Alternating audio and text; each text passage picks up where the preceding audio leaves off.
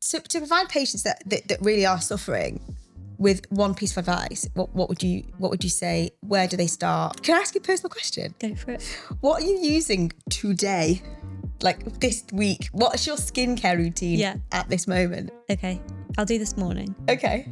You don't need a 12-step skincare routine in order to get those benefits. Like you can use one serum that has multiple acids in it, for example, and still see the benefits without having to spend 20 minutes in front of your mirror. I swear she's not getting paid.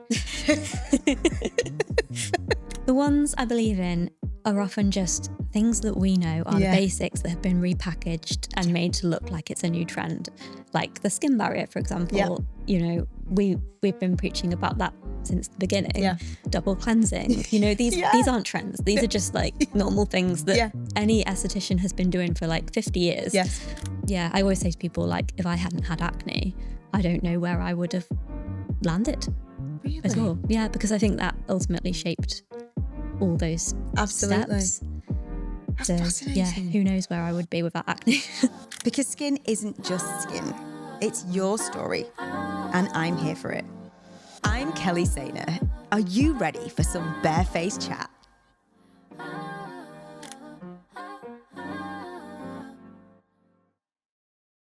Well, listen, guys, I think that you'll definitely recognise my next guest, certainly if you're into skincare. She is just, I can't tell you how pleased I am to have you here. It's been a long time coming. I swear, I used to fangirl, like, oh my God, she's a pro beauty. I need to go meet her. I swear to you, like all those years ago. Yeah. And I am a lot older than you are. But really, like, it's not about that. It's about the respect I had for you and how real you felt above in a sea of perhaps not as real. Yeah. All the time. Genuine, maybe. Authentic. You stood out for me. Yeah. And I saw you and one day, this is weird. This is like mood bullshit. One day I was like, I'm going to meet her. Oh. And we are going to we're going to have a chat about skin stuff. Yeah. And like, it's a very surreal moment for me. Yeah, well, here we are. I know, oh my God. Honestly, I know it sounds a bit like over the top or far-fetched, but genuinely when you have somebody like that and you want to meet them, it's so nice for that to come through. So thank you. So yeah, let me just introduce you all to Grace. She is a Manchester-based beauty editor in her past, still does it, esthetician, and one of the internet's most trusted voices. I certainly trust it. And if I need an additional level of helping hand or just check in, I'll just check in with, I'll look at one of your posts and you'll talk about X, Y, or Z. And I'll be like, yeah, no, I'm on the right page. Even though I've been doing it for 21 years. You still have that moment. That little just, okay, resettle. So with over 10 years experience, babes, with you of, working for, spanning, I suppose, retail, e-commerce, editorial stuff. You've worked for Marie Claire, or featured in it, Birdie Stylist, InStyle. But for me, it's your weekly shop I do that's just love that. People are just drawn to it. Yeah. When did you know that would like work? Because I was constantly getting questions in my DMs, all the time, like, can you recommend me a moisturiser for oily skin or dry skin or whatever? And the amount of time it takes, because I like to give a thorough answer, to do that and to send a link or a picture. And I just thought, why don't I make that a weekly thing where people can just reach out through the questions feature on Instagram, which is where I started doing it. And then I just do it as like a weekly thing, and anything I get during the week, I'll bank it, save it for that, so that I'm not constantly in my DMs, but I set aside a few hours and just do it as a thing. That's a great idea. Yeah. I mean, the thing is, if anybody out here listening doesn't know what that is, it's like part personal shopper. Basically, isn't it? Part skin, like a skincare kind of agony aunt for me. And that's made you a real like favourite with your fans and people that follow you, because it's really like a trusted part of what you do. But your ability, that for me, what I find the most interesting about you is your ability to blend skincare knowledge with the treatments that you do, with the knowledge of editorial stuff. That real holistic, like authentic voice is just such a powerful movement, opportunity, ability that you've been given. And I think not enough people are doing it authentically, like you said. But we're going to talk about everything from treatment transparency to skin barrier obsession, and why aesthetics still is like, has this stigma around it. Mm-hmm. And I don't even know what we're calling ourselves now. Yeah, I mean, that's one of the things when I trained as a aesthetician, facialist, whatever you want to call it. I was like, well, what do I call myself? Because to me, aesthetician feels more aesthetics, I guess. Yeah. Like, I don't do injectables. Facialist sounds a bit spa vibes. So I've landed with aesthetician, but I don't really feel like it really is the right way to describe. Completely agree. What I do, but we're all in that boat. Yeah. We're all going, well, what? Yeah, which just adds to the imposter syndrome. Absolutely right. And even still now, the people, what do you do? I'm like, gink. Yeah. I'm like, facials. Yeah. And you're like, no, I've undersold myself. But I also want to talk, because we had a real affinity when we first met, about trends that are beginning, that moving forwards, what we don't subscribe to, the amount of trends that come through that are absolute BS. Mm-hmm. We see it, we watch for weight, we go, okay, in, out. There's that many. Skin slugging, bloody, oh God, there's just so many that we need to talk about. And the ones that are worth waiting for. Yeah. And the ones that work. And it goes back to like traditional times. Oh, yeah. But anyway, she is somebody that I hugely admire. So please, everybody, welcome to Grace Day. Thank you so much for having me. Thank you. I hope that represents you and what you've done. Yeah, I mean, it is weird hearing that kind of, read out about yourself, because again, imposter syndrome. Yeah. It's like, oh, actually, yeah, I did do that. Yeah. It's quite reassuring. It is reassuring, because that's who we, through my lens, through the rest of the world's lens, that's who you are. Yeah. And, people say to me, God, Kel, you this, and I'm like, no, because that's not who I am on the inside. Yeah, exactly. So I get that. Like, I'm still 14, Same. I shouldn't be here. Absolutely. I mean, before we get into this then, like, because you've worked in so many different areas, so many different spaces of like beauty, and I don't think everyone gets the opportunity to do that. Mm. I know when we talked, you've got a very personal experience behind all of this, which I always find the most authentic and the best way to do it. And some people getting into industry of any types, across any industry, will either talk about the fact that their parents did it, or, it's my mum's been a nurse, or my dad's a farmer and I've got into it that way, or owns a restaurant. Yeah. And I think in this space, you don't often hear that. No. It's about what has happened to you. Absolutely. Yeah. That gives you the reals and patience that trust you. So given that you've had a very personal experience, just talk to me again, so everybody listening can understand how you got into it and why you're here today. So I grew up with acne, not just your normal teenage acne, but like full-on acne that was very debilitating, and it really affected my confidence as a teenager. I also, wore glasses, was a really short, skinny kid. It just did not help with the overall aesthetic. I grew up with acne. My mum, both my parents have had great skin their whole lives. My mum doesn't really do skincare or makeup, so it was all very much a whole new world to me. Wow. I remember when she'd go and do like the shopping at Sainsbury's, I'd say, oh, I'm going to go and look at the products. And I'd just go off and stand in the beauty aisle and look at shower gels and stuff. And I was fascinated by, face creams and all that stuff, because we didn't have much of it at home. We just had, the essentials. Mm. Acne developed when I was a teenager. And then, back then when I was like 14, 15, the shelves of Boots were not what they are now. And it was like Clearasil or Clean and Clear, So I didn't have much choice, but also we didn't have the internet. We didn't have YouTube. So I didn't really have anywhere to learn that information from. Yeah. So I was very much on my own on this journey, just trying stuff out. Did you ask peers? Not really. Of my friendship group, I was the only one that really struggled with their skin. Like, I don't really remember anyone else looking like I did. Okay. And I didn't have a great high school experience, to be honest with you. No, I hate school. Yeah, no. When people say they'd go back and do it again, I'm like, you could not pay me. Pay me, yeah, literally. 100%. But yeah, I think it was when I went to uni that I started to feel overly conscious of it, because until that point, I'd kind of believed what my parents said, like you're a teenager, you'll grow out of it. It's just, everyone goes through it. I got to 18, thought I was an adult, went to uni and was like, well, I've still got the face of a teenager.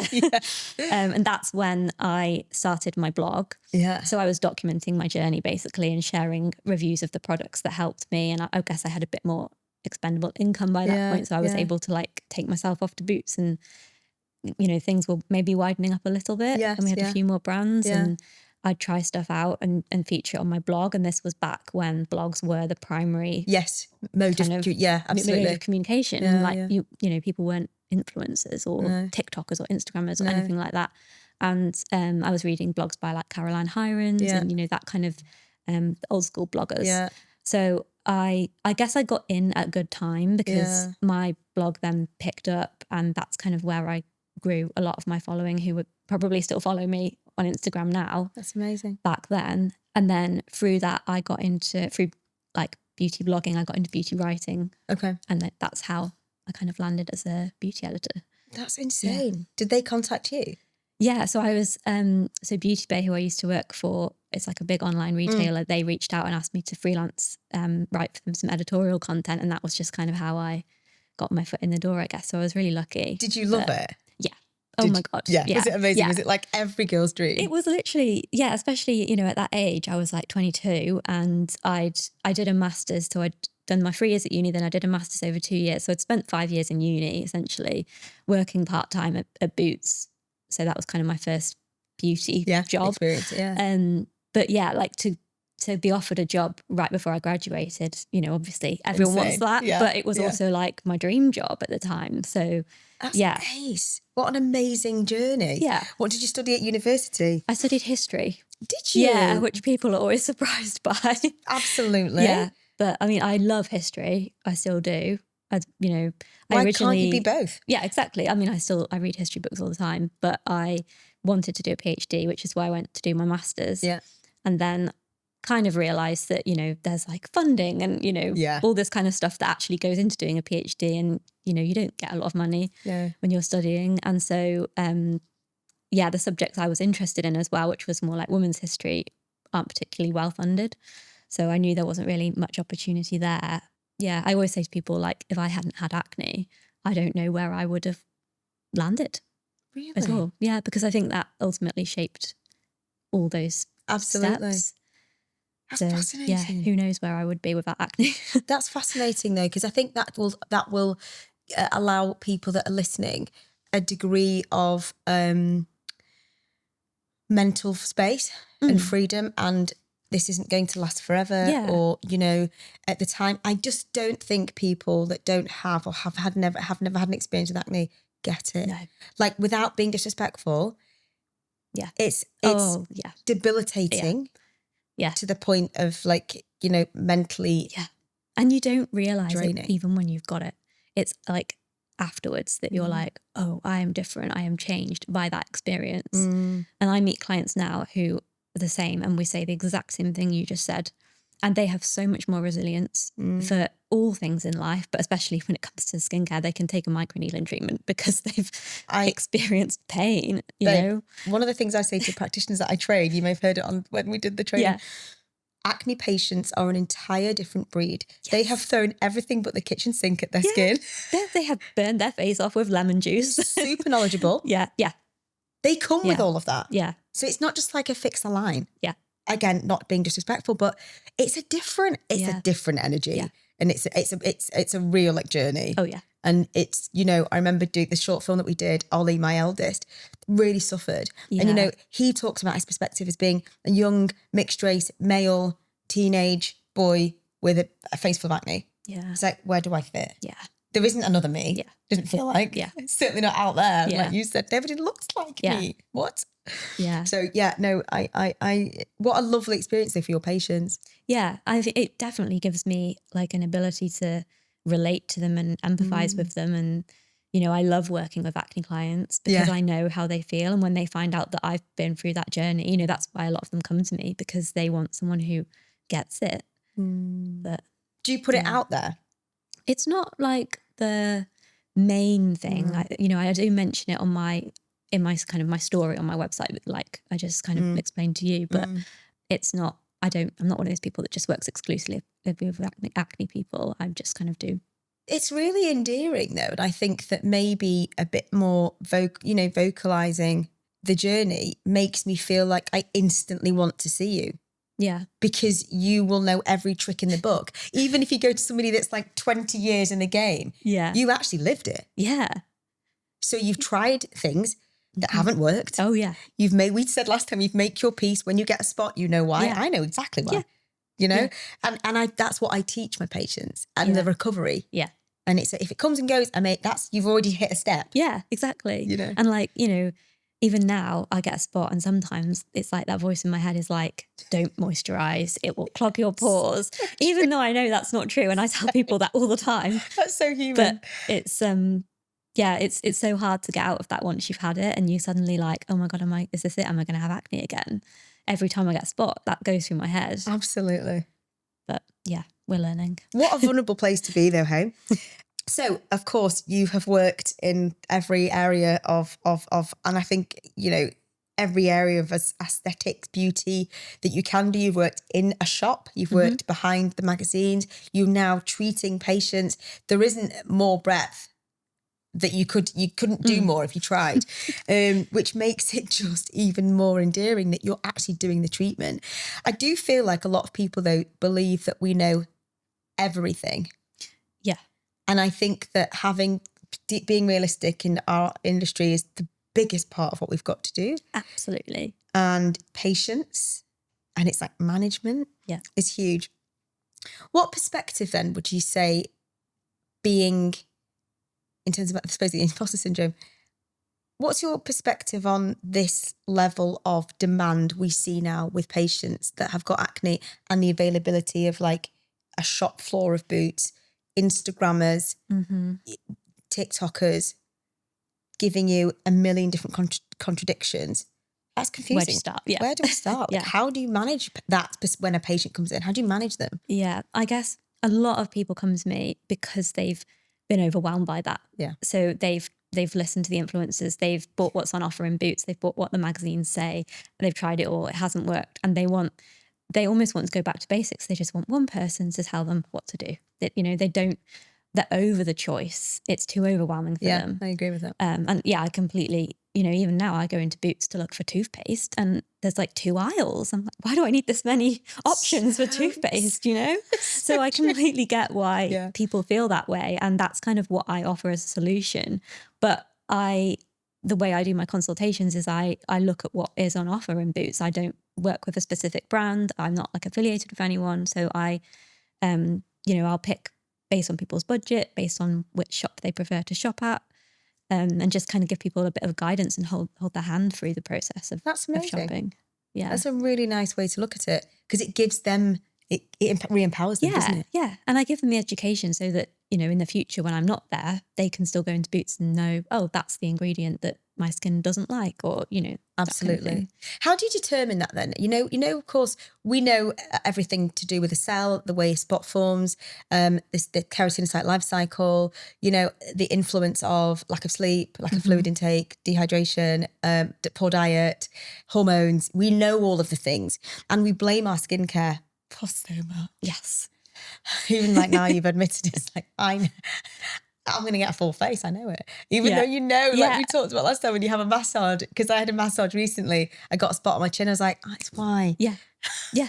It's the little things. Every time I have a McDonald's, I get a spot. Yeah. It just happens. Exactly the same. Exactly the same. Yeah. Now, to provide patients that really are suffering with one piece of advice, what would you say? Where do they start? What would you say? One product? Because you know when they do that, I'm like, no, don't ask me that question. Yeah. It's not. It doesn't work like that. That's it. I think I get asked this in the weekly shop actually a lot. Is like one product to fix my acne. Yeah. But I just always say to people, you know, it's not one product. It's a full holistic approach. So it's not just even your routine. It's all the lifestyle stuff like you just mentioned. You have to take that into account. But routine wise, I would always say to people, focus on hydration, strip it back, keep it minimal.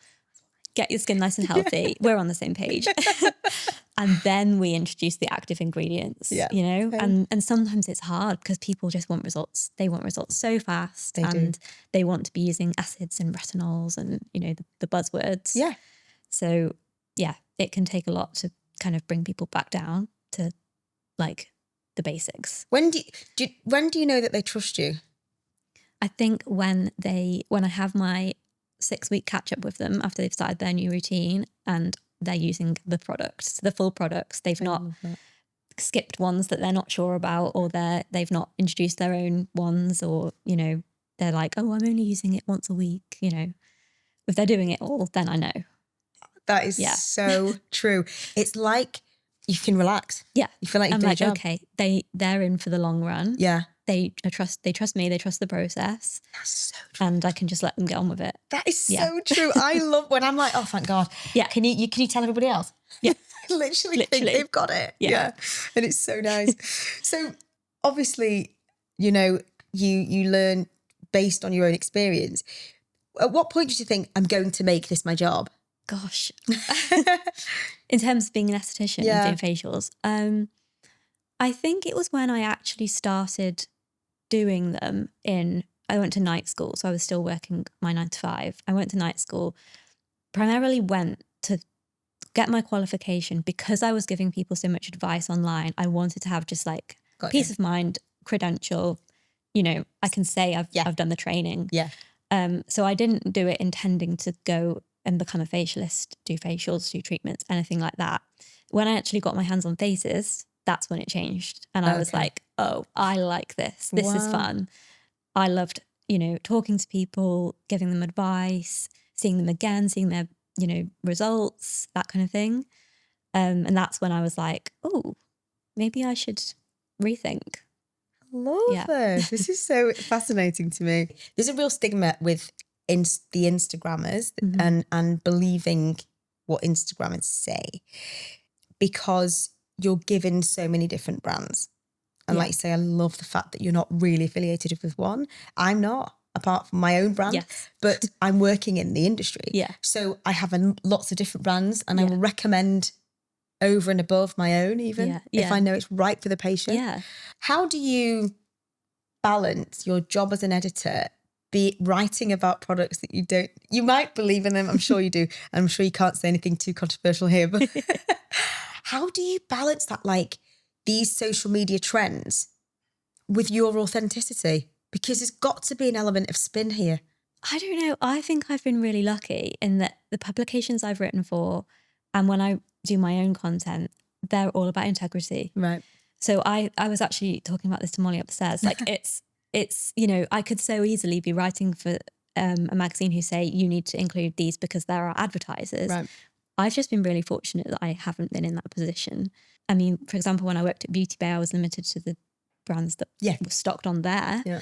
But as the kind of person who was leading editorial content, integrity was, to me, part of what we needed to, you know, put across. So I think I've actually managed to kind of toe that line quite well. And I'll always give something a try. You know, I'll always try products out. And if it's genuinely not something that works, then I'm not going to feature it. That's amazing. That's my rule. I love that. And I think anybody wanting to get into writing, or, you know, I think it must be really difficult to filter the noise out. Yeah. And like we talked about, like I said before, about different social media trends. Oh, yeah. How do you, like, are there some that you believe in? Are there some that you don't believe in?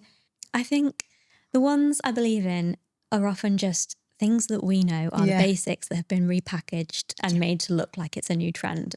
Like the skin barrier, for example, you know, we've been preaching about that since the beginning. Yeah. Double cleansing, you know, these aren't trends. These are just like normal things that any esthetician has been doing for like 50 years. Yes.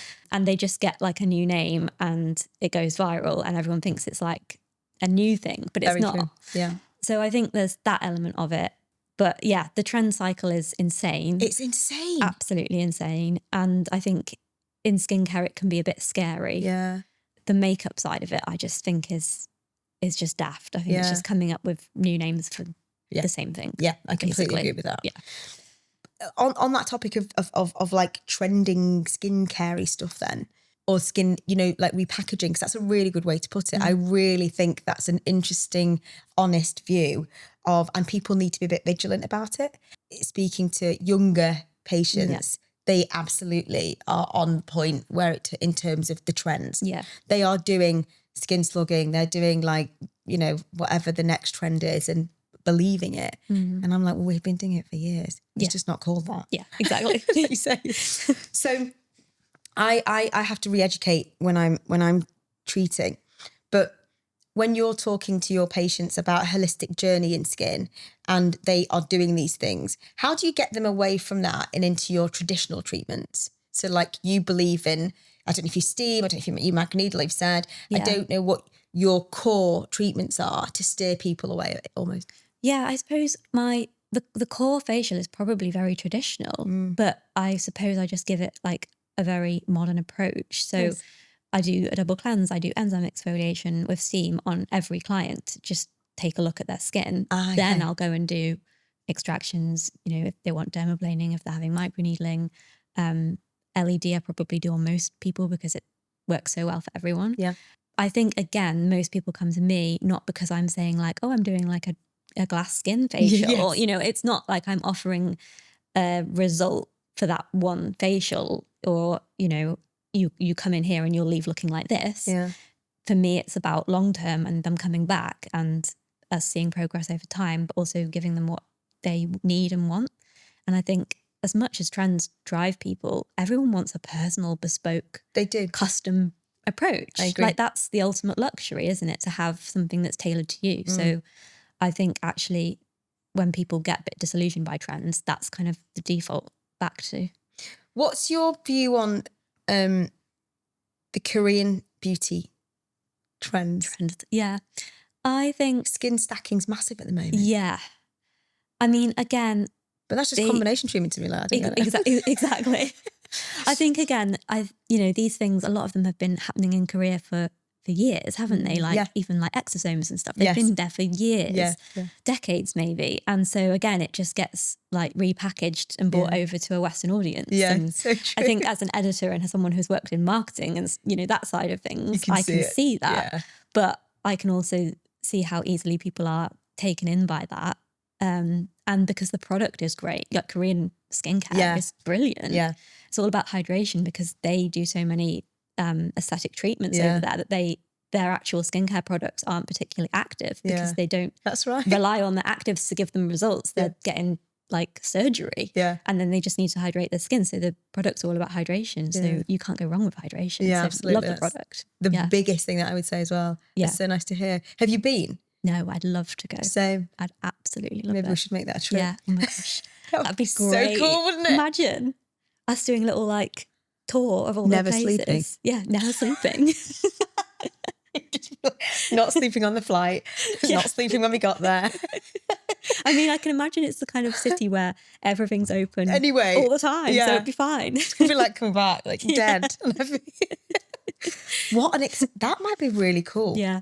Completely left field. Yeah. No, I'd actually love to do that. I would. Yeah. Because it's not somewhere I'd necessarily go on holiday, but I'd like to go like for the kind of the research. Yeah. I'm not thinking about taking the boys, you know? Yeah. Like during the summer, but I would do that with you. Yeah. That's so cool. Okay, we need to make this happen. Like most of them again. So let's talk about the weekly shop then, because I find that so interesting.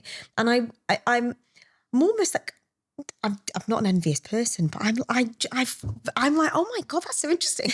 And I'm like, I wish I could do that because it's so, you're so chilled with it, but you're so informative and it's not, doesn't take a lot. Yeah. Yeah. But it's brilliant. Yeah. So what, apart from the fact that you were DM'd about it, how do you have to get permission when you go in? Like, do you take the products, like what, just explain to people that don't know about it. So I basically just put a little call out on Instagram stories and say to people like, what product are you looking for? You know, is it, you know, give me a little bit of info about your skin type, your budget, just so I can tailor it a bit more to you. And then I'll just pull all the links, write a little intro for everything. I used to do it on Instagram stories. I now do it on Substack, which is the platform I'm kind of focusing on right now. Nice. I absolutely love it. It's going back to my old school blogging days. So it's great. And then I'll just do a little write-up, explain why it would work well for them.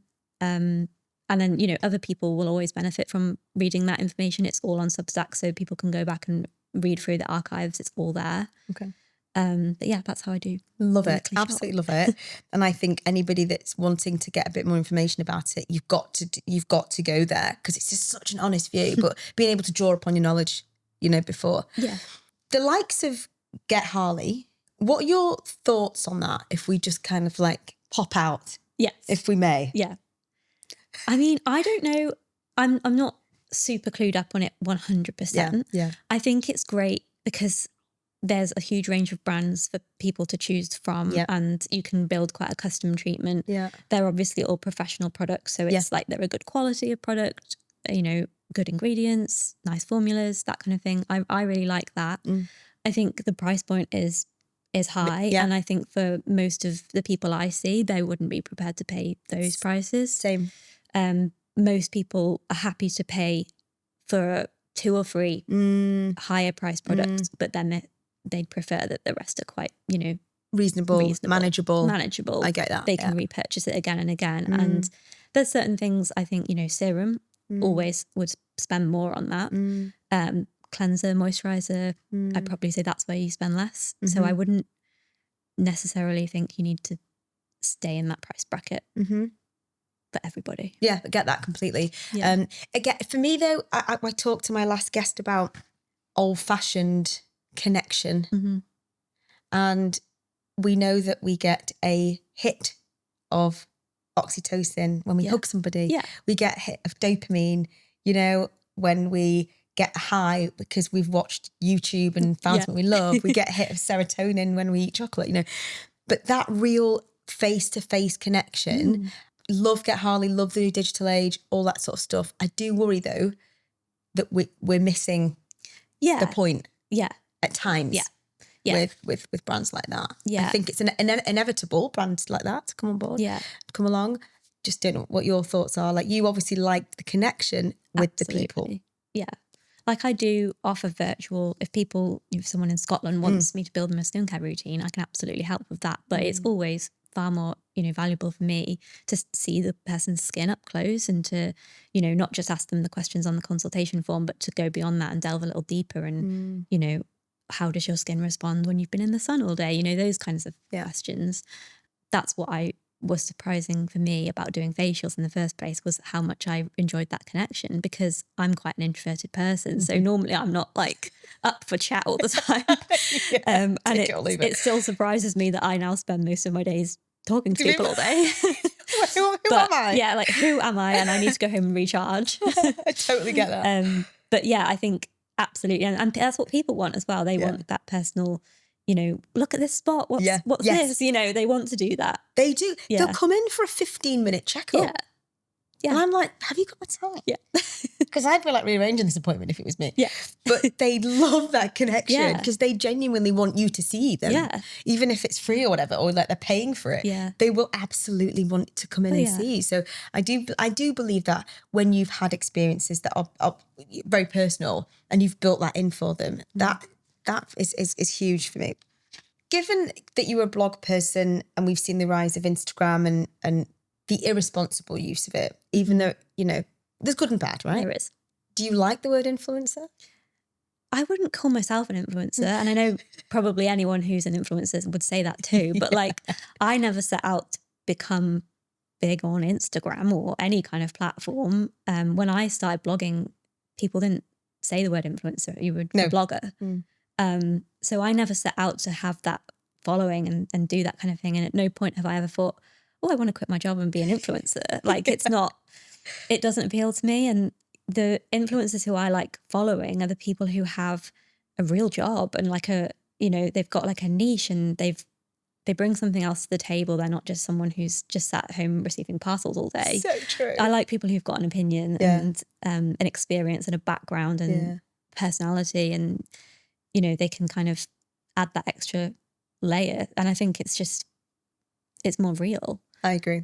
So I think, you know, there are different types of influencers. Yeah.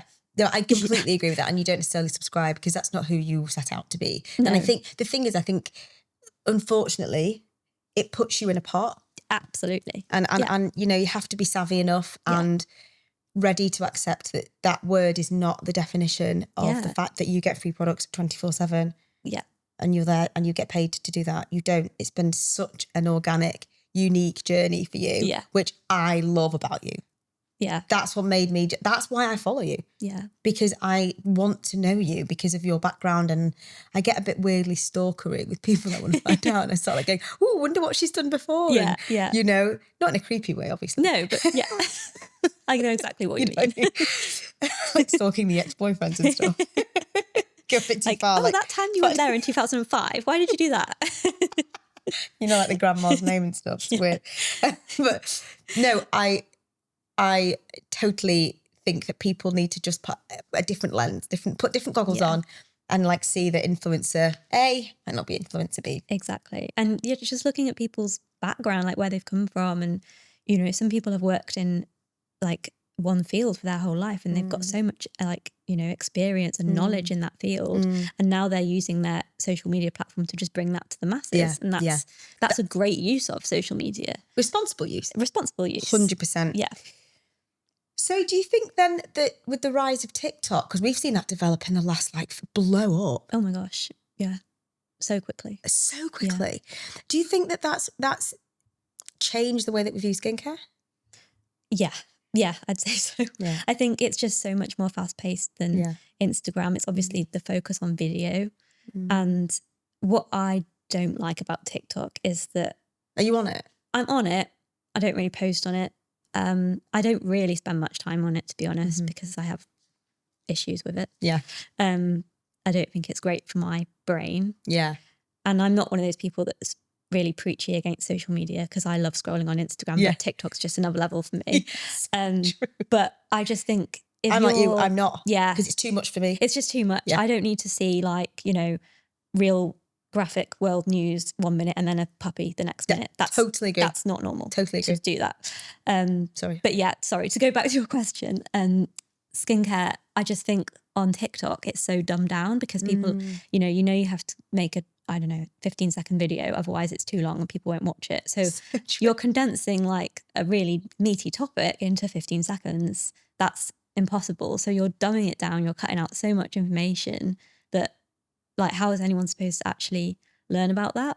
I've not thought about it like that. Yeah. And I think that's why, I mean, my algorithm doesn't show me beauty content at all, despite everything I do, because I just don't watch it. I'll scroll right past it because I hate how, I'll watch something and think, yeah, but you didn't mention this and you should have mentioned that. And, you know, it's too, like, watered down. That's so true. What a great way to look at it. Yeah. And then, that's damaging, because that's someone's first introduction to skincare. They watch that video and like, oh, right, that's what I need to do. Then that stays with them. So true. So is that why you favour Instagram anyway, or just on blogs because you've got the ability to, the freedom there? And yeah, I mean, that's why I've, in fact, I'm posting less on Instagram and more on Substack, because Substack gives me the words to explain things, to go into depth, to add the detail that I think people need about skincare. Instagram used to kind of offer that, I guess, but now it's all about video on Instagram. So I kind of had to make the decision like 6 months ago where I was like, whoa, step back. Why am I feeling the need to make videos? Yeah. You know, I was a blogger and then I was a writer. I write, like, that is my preferred form of communication, writing. Yeah. Like, I need to stay in my lane, but why am I trying to make videos? I never set out to be someone who makes videos, but you just kind of become brainwashed. Like, well, everyone else is making videos. Yeah. So yeah, and you've got to make it 20 seconds long and use this song, and, you know, the trending songs, trending songs, and, you know, you're just constantly like jumping through hoops that have been set out for you by someone else, rather than just doing what you want to do.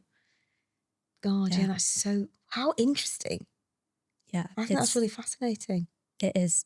Because I find a world of madness. I've been there since day dot, since MySpace, since, you know, Facebook and all that.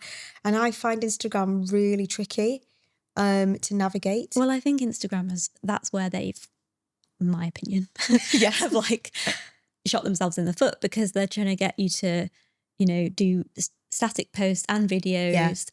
And you've got to have stories and a broadcast channel, and like you've got DMs, and then you've got to use all their new features. And every time they bring out a new feature, you've got to use that in order for you to like grow. Yeah. And I just don't want to play that game. No, I get like that. That's not why I do it. I do it because I like my topic, not because I like social media. If somebody took all of your followers away from you overnight, would you be bothered? Not at all, because that's why I love Substack, because I've just started it and I've started it completely from scratch. And I know if one person reads a post, I've done my job. I'm happy. And it's just been really nice actually to see my Substack growth over the past few months and be like, oh, people are, subscribing and following and paying for my content. That's great. To know that people trust you and respect you. And sometimes with Instagram, you look at that number of people that follow you and you think, but is anyone actually, do they actually all watch my stories or see my content? You don't know, do you? No, yeah, no, totally get you. Well, I mean, I do. I do. So in terms of aesthetics then, of course, you've seen the change and, exhibitions like Pro Beauty include aesthetics. How do you feel? Do you think it's too fast? Do you think it's too much? Do you think it's irresponsible? Do you think it's responsible? Are we morphing beauty into aesthetics and vice versa? I think there's lots of people that don't want to talk to you about aesthetics because how dare you? I'm the opposite. I think we complement each other. Absolutely. Unfortunately, there's lots of people that don't believe that. But what are your thoughts on it? Like, would you start doing injectables? If you could and the world said you could, would you stay not down that lane? Tell me about what your thoughts are in general in the aesthetic space. I mean, I love aesthetics. I've had stuff injected. Yeah. And I completely agree with what you said about they complement each other. I think they're two halves of the same circle. Yeah. But I don't necessarily think that because you can do one half, you can do the other half. On a professional level, obviously, I'm not medically qualified and I don't believe anyone who isn't medically qualified should be injecting anyone, which I know is your opinion as well.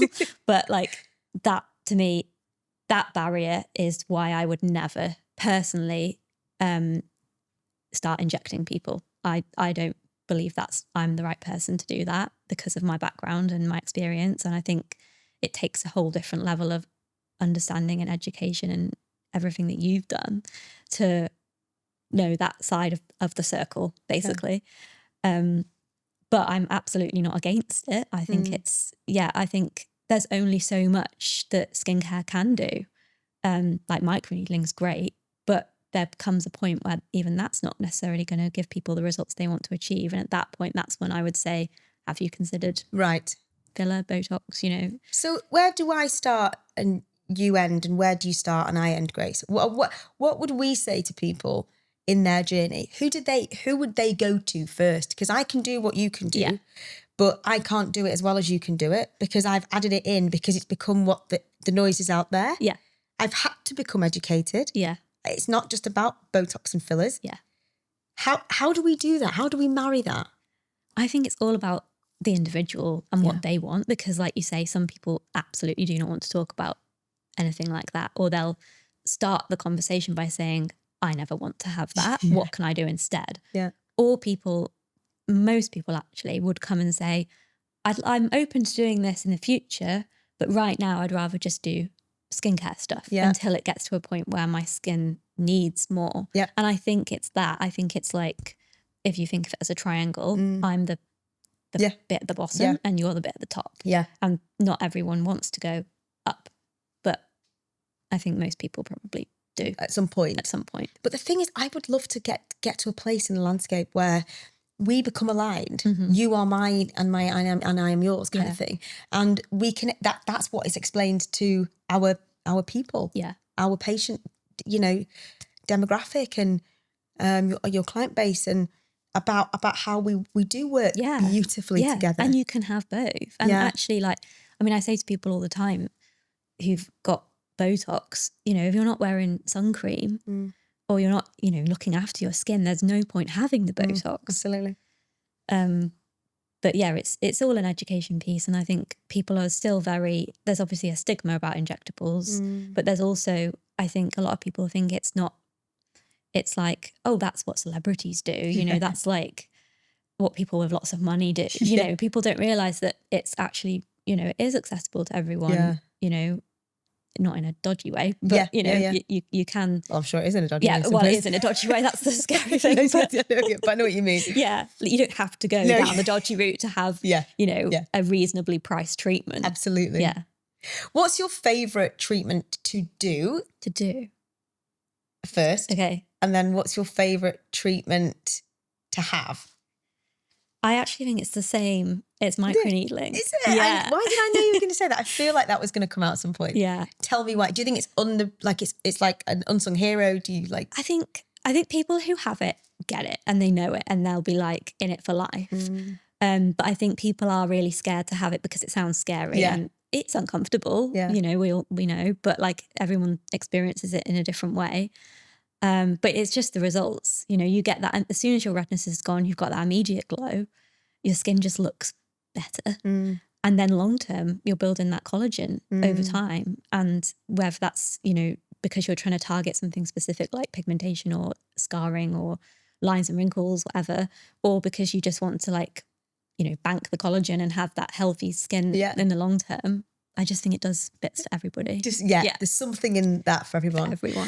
I feel like a bit though. It's, at times for me, because there's so many different forms of micro needling. If like the umbrella, like derma stamping, derma rolling, like what the actual. Can we just like revisit that? Because I mean that's just a different. When I say micro needling, I'm talking professional treatment. Absolutely, like with one of probably 3 devices that I can think of off the top of my head. Agree.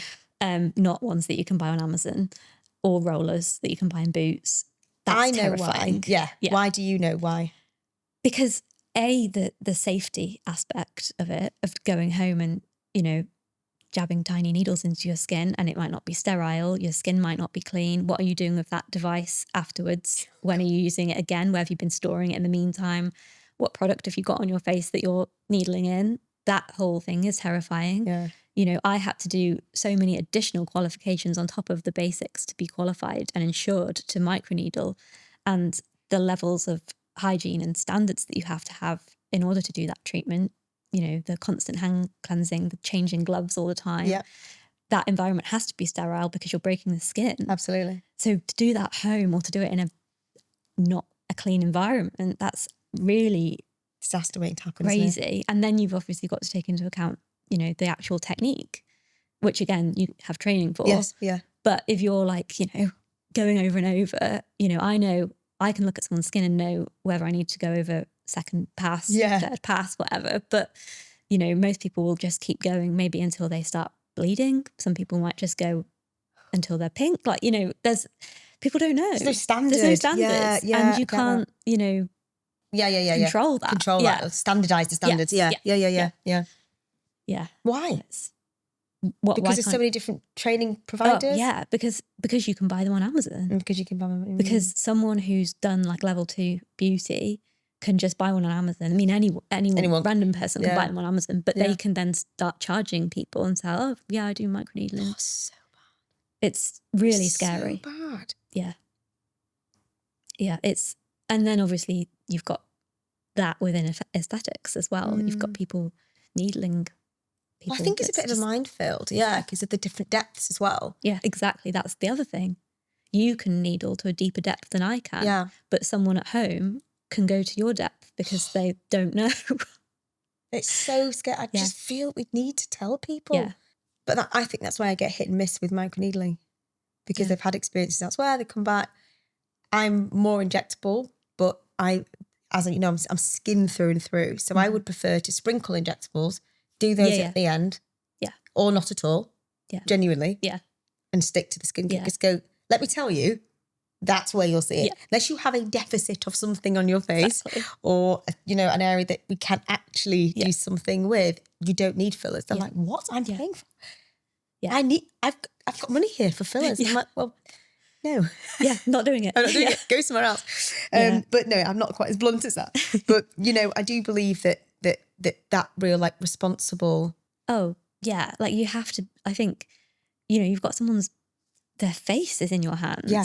That's like, if you do something wrong, that's huge, Huge. And like that, I think, again, going back to the imposter syndrome, like how are these people who are unqualified and doing treatments not terrified of the implications if things go wrong. Do you know when you want to be able to sleep at night, or if you've done a treatment and you're like, oh, there's one thing you think, it kills me for days. Yeah. I am literally overthinking it. I'm like, oh my God, I forgot to take picture 3. Literally. Are you saying? Yeah. That's because, I suppose that's because we care, but yeah, no, I struggle with that. Yeah. Have to let things go sometimes because I will really overthink it. Oh God, yeah. You know, when you started out in skin and you had your own experience, how long did it take you to actually go, okay, I get it?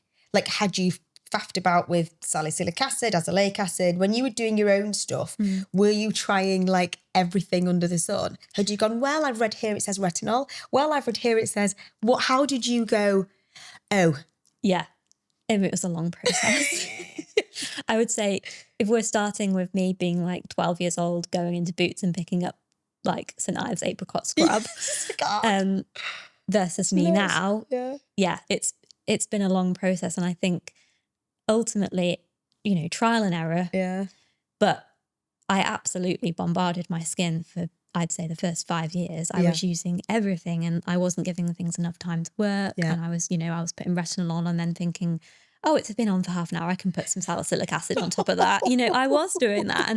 And that's how I learned what not to do. Yeah. And then as an editor, you know, you have so many useful experiences where you're interviewing dermatologists and chemists and brand founders. And, you know, I did that for 7 years. I was constantly learning from people in every aspect of the industry. Yeah. And I was involved in product formulation and like marketing and, you are speaking to like the people who regulate copywriting so that the words you read on the box actually reflect what's in the product. And you realize how much goes into it. And it's just through that experience that I was learning, you know, what not to do and what to do. And ultimately it boiled down to just keeping things simple, focusing on hydration, maybe having 1 or 2 actives, but using them in the right way. And that's kind of that's my approach. When was the day that you had like full, when did you go, oh my God? When was that like a eureka moment? I think where your skin changed? Eureka moment was like 3 months into using tretinoin. Really? Yeah. Good old tretinoin. I was like, oh, I've done it. I've got my acne. Yeah. God, that's quite powerful actually. Yeah. Yeah. And it's not for everyone. Tretinoin it's a strong ingredient, as you know, but I'd got my skin in such a healthy, hydrated place that it could deal with the side effects of the tretinoin, and therefore I was just enjoying the benefits of it. Oh, gosh. If I'd used tretinoin 5 years before, I would have probably never touched it again because it would have destroyed my skin that was so fragile. But yeah, that's when I was like, oh, I've cracked it. God, that's insane. Do you recommend Tret now? Yeah. For the patients that need it? For the people that need it, and also I would always work with people to get their skin really hydrated and healthy before I would introduce it. Got you. But I think for some people it is what it takes. Yeah, I think you're right. Yeah. But I think you've got to be in a space. Yeah. I don't believe in unhealthy prescribing of it. Yeah. Just because. Yeah. But I think sometimes the industry gives this impression that everybody should be on it. Oh, yeah. And they shouldn't. Yeah, exactly. But I do believe it's an amazing ingredient. Yeah. And it works for some people, for sure. What's your thoughts on antibiotic use then in acne? I've used it briefly. It helps. It helped me temporarily. And I think that's kind of my experience of it has been like a plaster. Yeah. You know, it's not getting to the root of the cause. Yes. It's a plaster. Yeah. And I think that way about a lot of the solutions that are offered in a GP surgery. Yes. Because my experience of that was the pill. So yeah, oh, you've got acne, go on the pill. Oh, so common. Yeah. It was like an epidemic. I speak to people. Not a day goes by I don't speak to someone who had the exact same experience. I think they still do it though. Oh yeah, probably. Like it's just an common easy... encouraged, like in clinic. They'll come in and say, you know, my daughter's been on this, whatever. They've put her on the pill, yeah. And I didn't even... My acne was bad. I didn't get referred to a dermatologist because they were like, oh no, you go on the pill. Oh, so bad. So bad. Yeah, and that messed up. It didn't help my skin. No. They moved me on different types of pill. Yeah, thinking that, you know, it might change it. Didn't. Regardless of the hormones that were happening. Yeah. Then I came off it and my skin got even worse temporarily. Yeah. And coming off it made me realise all the other things it had been doing to my body and my brain. Oh my God, Grace. Yeah. I mean, luckily I wasn't on it for, I think it was maybe like 4 years. Some people are on it for a lot longer before they have that realisation, but I would never go back on it now. Wow. Yeah. So, you've had experience in London and Manchester, if you like, and what would you say, or would you say they're the same? It's different about the London scene, skin-wise, because I always find it like super overwhelming. Yeah. All of the independent boutique brands, we've seen some of the likes of some of the brands that go into like Harvey and X Harrods, some of the more underdogs make it. And originally start out as, walk in pop-up stores or whatever, which is, I think, is amazing. Yeah. How do you think the scene differs? Is there more available because London's bigger and it's the capital and that's where we should be going if we want to go and see the best people? Obviously, we're not going to say in Manchester. However, if we're talking out to anybody that's listening up and down the country, I want to empower them to say, find the person that you like, oh my God, regardless of where they are. Yeah. Yeah. I mean, I don't think that you need to go to London for anything. I agree. Anything. I agree. Even going back to like when I started my career, I thought, as an 18-year-old, thought, I'll end up having to move to London because that's where all the jobs are. That's if I want to do what I want to do, that's going to be where I end up. Yeah. And actually, it's been so empowering and rewarding for me to be able to achieve what I have without going and permanently basing myself in London. Great. Yeah. And I say that to people all the time. And I think that's the beauty of the digital world. I grew up in a tiny town on the Welsh border and I had a blog and somehow my voice got out there into the world and I found my way beyond that. And without having to physically move anywhere, I had that platform and that opportunity. And that is, you could be on like an island in Scotland, but you might have the most amazing blog or website and you can reach people all over the world. So you don't have to be in London. And I also think, it's like small fish, big pond. Yeah. If you're in Manchester, there's fewer people that you're like competing with, yes. You can stand out and you can pave the way for people. And that's what I love about Manchester across the board, not just in what we do. I think that's something that for me attracts me to the city. Yeah. Queen, let's just listen to this girl forever. Stop. You're very calming. Oh, good. And you're very calming. Really? Yeah. There's two people that are like, we can't sleep. No. I actually feel quite comfy and sleepy in here. Don't you think this gives you an element of like security? It's lovely. Yeah. It's so nice and like reassuring in a way. Yeah. But no, it's like having a big hug. It's like a big hug. Do you know what I think why we both feel like that? Is because we both respect one another. Yeah. So there's like an ease. Yeah, yeah. With no competition. Yeah. I know exactly what you mean. And I think I don't know what your experience of this is in your industry and the trajectory you've had, but I think there is so much competitiveness between women and I hate it. I absolutely hate it. Same. Because we should not be doing that to each other. Massively the same. And I have seen women trample on other women to get where they are. Absolutely. And I really, that's one of the reasons I left the corporate world, if you will. That's why I hated school. Yeah. It's been an early, same for you. And same, I was in corporate at Harley Med.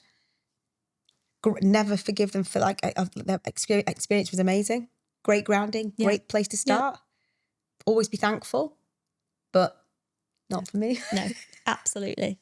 I just think hierarchy it's so damaging to people and, having to aspire to get a promotion or, to work your way up a ladder. When only so many people can because it funnels. Absolutely. You're forced to compete with people. 100%. And it's just horrible. That's why I left nursing as well. Yeah, I bet that was... Women all competing to be sisters. Yeah. On a ward where there's one. Yeah. It was just horrible. No, it's awful. Again, thank you NHS. I am where I am. But that whole dynamic did not fit with my personality. No. I loved what I did. And I loved who I was treating, but that broke me. Yeah. I didn't know where the camaraderie was. Yeah. Apart from seeing people stand up and clap in COVID. Yeah. God, do you remember that? Yeah. One of the girls that works here was just like, she's like, every time she saw people get out, she was like, please don't. I can't. This is horrific. Yeah. Do not even. I cannot but cringe. She was like, really? We're going out to do our job. And I was like, well done. Oh. You've been above and beyond. Yeah. It's awful. So awful. But the sentiment behind it, probably in there somewhere. Yeah. Can I ask you a personal question? Go for it. What are you using today? Like this week? What is your skincare routine at this moment? Okay. I'll do this morning. Okay. So I used a Aveeno cleanser that's got PHA in it. Okay. That I'm trying out because I like to recommend low and slow exfoliation, and I just think it's a good product for that. Mm-hmm. I used Clinisoothe, so hypochlorous acid. Again, that's one of the products that I wish had been around when I was a teenager because it's been amazing for my acne, and it's one of those things I'm too scared to stop using. Yeah. I used... It's like a security blanket, isn't it? Yeah, it's literally every day. Like if I forget to put it on, I'm like, oh my God, I've got to go back home and put it on. It really plagues you, doesn't it? Yeah. I'm like, oh. I used a hydrating essence from Eve Lom. That's a new product that I'm testing out. Nice. For an article. A hyaluronic serum from Glow Recipe that I'm testing out. Nice. A Sarah Chapman moisturizer. Okay. Also testing out. Your SPF, which I love. It's amazing. It's amazing, isn't it? It's incredible. The glow. It's unreal. Yeah. It's the best one I've ever used. It's insane. And I'm not just saying I love it. And I'm not just saying that. And she hasn't paid me to say it. And she hasn't given it to me either. So, yeah. Well, you will get one now. Yeah. Oh, thank you. We'll keep you in it for life. Thank you so much. Then I put on the Arborian CC cream, which I've only just discovered. It's a very old school cult product, I think, that a lot of people know about. But I actually really like that. But yeah, that's what I've gotten today. Ace, listen, guys, you have to follow this girl. She's absolutely insane. Before you leave me, I just wanted to talk to you about a skin product. And I think this is, you and I need to because obviously we're going to go to Korea, so we have to talk about this. But you know when people talk to you about if you had to put one thing in now, it's not what I find this really difficult because everybody's different. Yeah. Something that's either like overrated or something that's like underrated. Ooh. A bit like send them up, send them down. Do you know what I mean? Yeah. And I think we should like start that. Yeah. We should maybe even just like do something collaborative where we go, what's this week? Yeah, that might be cool. It. Yeah. Have you got one? Have you got like, is the ones that you think, oh. Do you want a specific product? Yeah, it's or ingredient. Salicylic acid. Yeah. When it's right for the right skin, it's amazing for the right skin. Agree. But so few people, I think, actually have that skin. So true. Compared to the amount of people that think they have it. So true. I think it's because it's in everything. It's in everything. And there's a particular one in a bottle that's grey that I do like the brand, but the product itself, I would say probably 80% of my new clients come in and tell me they're using it, and I'm like, stop that straight away. Really? Put it on the backs of your arms, put it on your feet, but do not put it on your face. Put it on your verrucas. So yeah, I think salicylic acid is just a bit too over. I think that is an absolute perfect example of an ingredient that is everywhere. Yeah. Thanks to The Ordinary. We love them, but they're everywhere. I mean, it's great. And they're giving people up the opportunity to buy products. Amazing. Yes. But bloody hell, they've got to buy 75. Yeah. Because they're all bloody individual. Yeah. So they'll come in and they'll go, oh no, I've got azelaic for when my skin's this, and salicylic, and then glycolic, and then there's a new one actually. I'm like, oh my God. And they don't know how to layer them. No. Or, how often in a week they should be using them. And I completely get that. But you don't need a 12-step skincare routine in order to get those benefits. Like you can use one serum that has multiple acids in it, for example, and still see the benefits without having to spend 20 minutes in front of your mirror. I swear she's not getting paid. She's here off her own volition. I'll probably invited her to.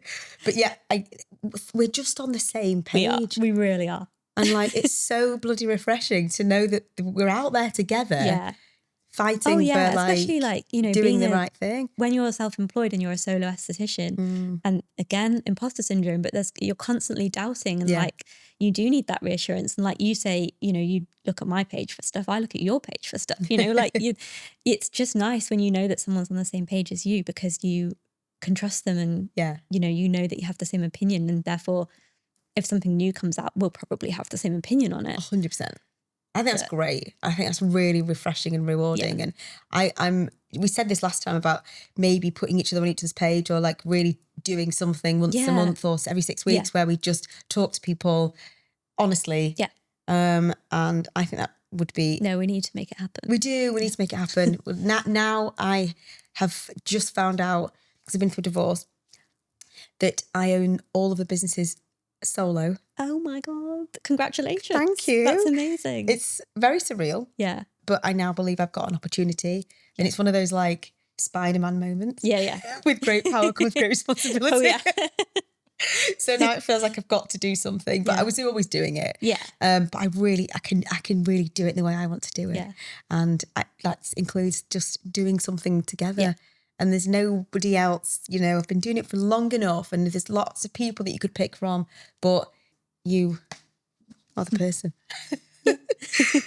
Well, I think for me, that kind of wraps up what we're saying, because we're both on the same page and have got such a degree of respect for one another. Oh, absolutely. And, you know, in a sea of very confusing information, online, offline. Yeah. And at a time when lots of our industry is at war. Yeah. And also when conventionally we would be pitted against each other because we do different things. Absolutely. And I've been in environments, sorry to keep talking. No, keep going. But I've been in environments where I'm made to feel inferior because I don't have any medical expertise. So and, bad. you know, I get that. I get that there's a limit to what I can offer. But what I can offer, I have the knowledge and expertise to do that really well. And yeah, I think we do need to bring in all these regulations, and there needs to be lines between you know what people can and can't do. Absolutely. But I think everyone needs to understand that we all work in synergy together. Like that's how it should be. I think in America they do it really well. They do it really well. You have a dermatologist and you have an esthetician. Absolutely. And you probably see someone else for injectables. It works. We're the last country in the world that's like this.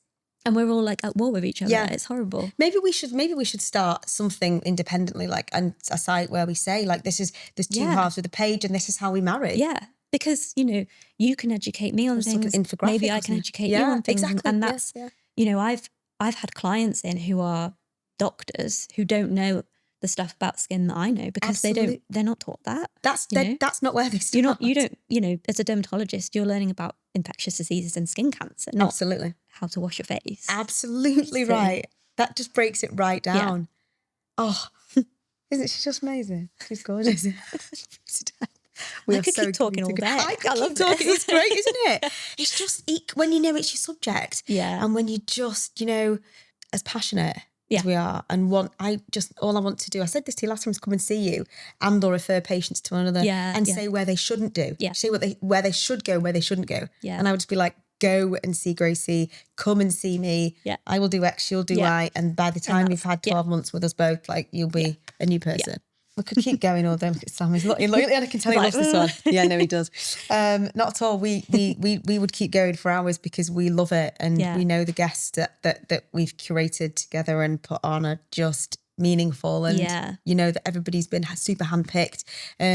Because I want to hear what you know, respect you, and want to hear what you've got to say because it's so fascinating, and I so thank you for. Oh, thank you for having me. Bring it. Would you come back?